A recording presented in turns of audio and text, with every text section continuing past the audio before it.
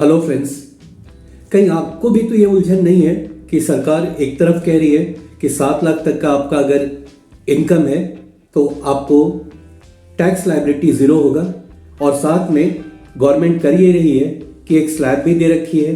5 slab में अगर आप उसे देखते हैं तो लायबिलिटी तो बनता है, यानी 3 से 6 लाख तक अगर आपका इनकम है तो 5% लगेगा, और 6 से 7 लाख अगर है तो उस पर भी 10% लगेगा। तो फिर किस तरह से गवर्नमेंट कह रही है कि आपका कोई भी टैक्स नहीं लगेगा? बहुत सिंपल है समझना, बिल्कुल मुश्किल नहीं है। अभी मैं बता देता हूं आपको। हम 2 सिचुएशन ले लेते हैं। एक ये जिसमें किसी एक आदमी का इनकम है 7 लाख, 7 लाख, राइट? इसकी टैक्स लायबिलिटी क्या हो रही है? 3 से 6 लाख तक अगर आप स्लैब देखते हैं तो 3 से 6 लाख तक 5% लगेगा, यानी इस आदमी को 3 से 6 लाख तक 5% के हिसाब से अगर कैलकुलेट करते हैं आप तो 1500 उसका लायबिलिटी हुआ। और फर्दर 6 से 7 लाख यानी 1 लाख और उसका इनकम है तो वो 10% के हिसाब से उस पर 1000 हो गया।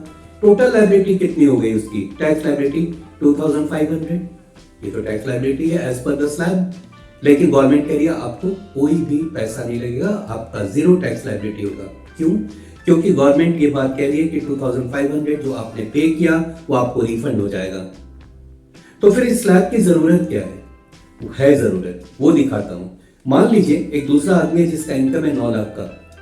अब इसका लायबिलिटी क्या होगा? 3 से 6% पे 3 से 6 लाख पे अगर उसका 5% टैक्स लायबिलिटी है यानी कि 1500, और 6 to 9 10% के हिसाब से फिर 3000 लगेगा। टोटल लायबिलिटी इसकी होगी 4500। ये रिफंड नहीं होगा।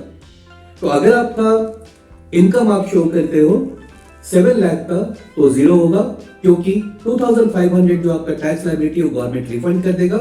लेकिन अगर 7 लाख से थोड़ा भी ज्यादा है तो सारे स्लैब्स आप पर लागू होंगे, यानी अगर 9 लाख है तो मैंने करके बता दिया कि क्या होगा। राइट फ्रेंड्स, तो यही था इसका कैच। होपफुली आपको ये बात समझ में आई होगी। Thank you so much for watching. आगे भी आपको ऐसे पॉइंट्स को मैं क्लियर करता रहूंगा। Thanks a lot for watching.